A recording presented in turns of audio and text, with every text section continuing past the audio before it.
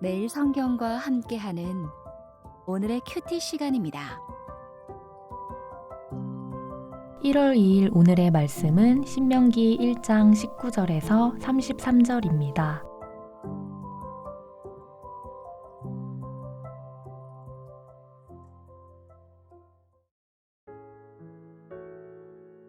우리 하나님 여호와께서 우리에게 명령하신 대로 우리가 호렙산을 떠나 너희가 보았던 그 크고 두려운 광야를 지나 아모리 족속의 산지길로 가데스 바네아에 이른 때에 내가 너희에게 이르기를 우리 하나님 여호와께서 우리에게 주신 아모리 족속의 산지에 너희가 이르렀나니 너희의 하나님 여호와께서 이 땅을 너희 앞에 두셨은즉 너희 조상의 하나님 여호와께서 너희에게 이르신 대로 올라가서 차지하라. 두려워하지 말라. 주저하지 말라 한즉 너희가 다 내 앞으로 나와 말하기를 우리가 사람을 우리보다 먼저 보내어 우리를 위하여 그 땅을 정탐하고 어느 길로 올라가야 할 것과 어느 성읍으로 들어가야 할 것을 우리에게 알리게 하자 하기에 내가 그 말을 좋게 여겨 너희 중 각 지파에서 한 사람씩 12를 택하매 그들이 돌이켜 산지에 올라 에스골 골짜기에 이르러 그곳을 정탐하고 그 땅의 열매를 손에 가지고 우리에게로 돌아와서 우리에게 말하여 이르되 우리의 하나님 여호와께서 우리에게 주시는 땅이 좋더라 하였느니라. 그러나 너희가 올라가기를 원하지 아니하고 너희의 하나님 여호와의 명령을 거역하여 장막 중에서 원망하여 이르기를 여호와께서 우리를 미워하심으로 아모리 족속의 손에 넘겨 멸하시려고 우리를 애굽 땅에서 인도하여 내셨도다. 우리가 어디로 가랴? 우리의 형제들이 우리를 낙심하게 하여 말하기를 그 백성은 우리보다 장대하며 그 성읍들은 크고 성곽은 하늘에 닿았으며 우리가 또 거기서 아낙 자손을 보았노라 하는도다 하기로 내가 너희에게 말하기를 그들을 무서워하지 말라. 두려워하지 말라. 너희보다 먼저 가시는 너희의 하나님 여호와께서 애굽에서 너희를 위하여 너희 목전에서 모든 일을 행하신 것 같이 이제도 너희를 위하여 싸우실 것이며 광야에서도 너희가 당하였거니와 사람이 자기의 아들을 안는 것 같이 너희의 하나님 여호와께서 너희가 걸어온 길에서 너희를 안으사 이곳까지 이르게 하셨느니라 하나 이 일에 너희가 너희의 하나님 여호와를 믿지 아니하였도다.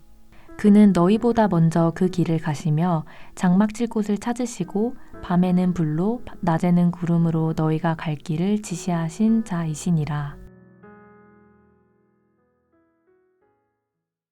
1월 2일 화요일 말씀은 신명기 1장 19절에서 33절까지의 말씀입니다. 모세는 계속해서 과거 역사를 회고하고 있습니다. 오늘 말씀은 가데스 바네아에 도착한 당시의 이야기로 시작합니다. 바로 민수기 13장의 내용입니다. 조상들의 아픈 역사를 새로운 백성들에게 떠올리고 있는 장면입니다. 본문의 구성은 하나님의 명령, 백성들의 불순종, 그리고 모세의 설득이라는 내용으로 구성됩니다. 19절부터 21절은 하나님의 명령입니다. 그것은 땅을 차지하라는 명령입니다. 두려워하지 말고 주저하지 말고 너희 앞에 둔 땅을 차지하라는 겁니다. 그 땅은 하나님이 약속하신 땅이고 주시기로 작정하신 땅입니다. 오랫동안 이어져 온 약속이 이제 마지막 순종이라는 관문을 넘어서면 성취되는 순간입니다. 하지만 그들의 반응은 불순종이었습니다. 본문은 그 과정을 민수기 13장의 내용을 요약하고 신명기만의 관점으로 재진술합니다. 먼저 정탐의 과정을 거칩니다. 민수기와는 달리 신명기 본문은 정탐을 제안한 이들이 여호와가 아니라 백성들로 소개합니다. 이런 차이로 인한 혼란은 앞서 모세를 도우는 지도자들을 세우는 경위에서도 모세의 장인 이드로의 제안이 생략된 것과 비슷합니다. 그러나 이런 차이는 모순으로 볼 필요는 없습니다. 단지 신명기의 관점으로 사건을 바라보고 해석해서 독자들에게 들려주고 있다고 봐야 합니다. 민수기 저자는 정탐꾼 파송이라는 백성들의 제안을 여호와의 명령으로 해석했을 가능성도 얼마든지 있습니다.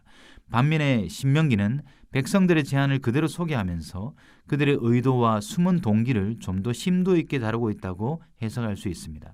이런 신명기의 본문은 정탐의 과정과 정탐꾼들의 보고는 많이 축소되고 백성들의 부정적 반응이 상대적으로 많이 부각되어 나타납니다.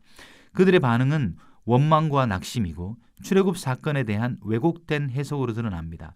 두려움에 무너진 모습입니다. 그래서 그들의 정탐의 동기가 약속에 대한 기대와 확인이라기보다는 두려움과 망설임으로 해석될 여지가 있습니다. 21절에 두려워하지 말라, 주저하지 말라라는 하나님의 명령을 그래서 다시 주목하게 됩니다. 정탐은 그들이 보게 될 땅이 약속의 땅이라는 전제 위에서 이루어져야 했습니다. 그들의 원망과 낙심은 그들의 정탐의 동기를 의심하게 합니다. 신중함과 준비 과정은 믿음이라는 지평에서 이루어져야 했습니다. 하나님은 온전한 믿음을 기대했지만 그들이 보인 반응은 온전한 믿음이 아니라 100% 안전함이었습니다. 그러나 100% 안전함은 현실 속의 계산에서 나오는 것이 아니라 온전한 믿음의 결과가 아니겠습니까? 알량한 현실 계산, 손익을 따지는 셈법으로 믿음의 답은 나오지 않습니다. 오직 하나님에 대한 신뢰만, 그 순종만이 안전함으로 이끈다는 것을 모세는 역사 회고를 통해 새로운 세대와 우리에게 가르쳐주고 있습니다. 믿음 없는 계산은 우리의 삶을 적자로 만듭니다. 두려움, 걱정, 근심, 낙심으로 가라앉게 합니다. 그렇게 백성들은 두려움에 잠식당했습니다. 이들에게 안악 자손의 존재는 그들의 두려움을 깨워버린 방아쇠였을 뿐입니다. 그래서 믿음의 반대말은 상황, 현실이라 말해도 틀리지 않을 것입니다. 상황과 현실을 무시하라는 뜻이 아니라 믿음으로 상황과 현실을 넘어서라는 뜻일 겁니다. 신중함, 잘 준비됨이라는 말이 믿음보다 앞서지 않도록 조심해야 할 필요가 있습니다. 신중함, 점검 뒤에 숨어있는 의심, 망설임, 주저함, 불신앙이 없는지 살피는 것도 오늘 본문의 백성들의 모습을 보며 묵상해야 될 지점입니다. 모세의 설득은 거기에서 시작되었습니다. 29절부터 시작되는 모세의 설득은 무서워하는 그들에게, 두려움에 잠식된 그들에게 무서워하지 말라, 두려워하지 말라라는 말로 시작합니다. 무서워하고 두려워하는 백성들에게 모세는 하나님이 지금까지 백성들에게 하신 일들을 상기시키고 바로잡습니다. 출애굽 사건을 자신들을 광야에서 죽이기 위함이라 왜곡한 백성들에게 모세는 다시 애굽에서의 구원의 사건을 일깨웁니다. 30절 이하는 하나님이 어떤 분이신지 알려주는 중요한 부분입니다. 하나님은 먼저 가시는 분이시고 백성들을 위해 모든 일을 행하시는 분이십니다. 지금까지 그랬던 것처럼 그들을 위해 싸우시는 분입니다. 특별히 31절 안으시는 하나님에 대해 말씀합니다. 출애굽 후 바란 광야까지의 여정에서 그들 스스로 건너온 것이 아니라 하나님이 안아서 이곳까지 온 것이 아니냐라고 호소하듯이 말합니다. 안는다라는 단어의 원어적 의미는 짐을 지다라는 뜻으로 희생적인 의미입니다. 모세는 광야에서 그분의 희생적인 돌봄으로 우리가 건너왔다라고 말해줍니다. 그 안으시는 하나님은 광야길에서 그들보다 먼저 가시고 장막 칠 곳을 찾으시고 밤에는 불로 낮에는 구름으로 길을 지시하신 분입니다.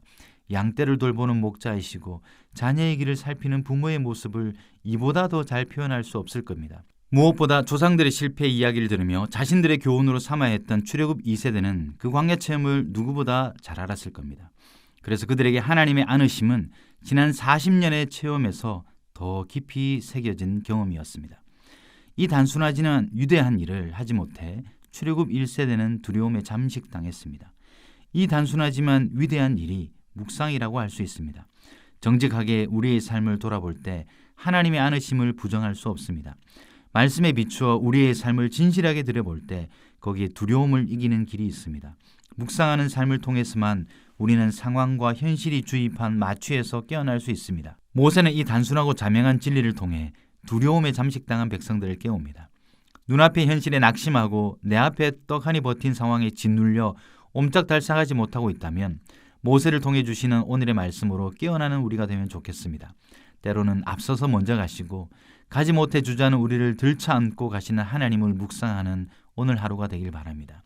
말씀으로 다시 깨어나는 오늘 하루가 되길 소원합니다. 기도하겠습니다. 하나님, 오늘도 저희들을 깨우시는 말씀을 주시니 감사합니다. 두려움과 무서움에 잠식당하기 쉬운 시대를 살아갑니다. 계산은 빠르지만 믿음의 반응은 너무나 더딘 우리를 불쌍히 여겨주십시오. 말씀을 묵상하고 진리를 되새기며 우리의 과거의 삶을 돌아보며 안으시는 하나님, 앞서 가셔서 일하시고 우리를 위해 싸우시는 하나님을 고백하는 우리가 될 수 있도록 도와주시옵소서. 예수 그리스도의 이름으로 기도드립니다. 아멘.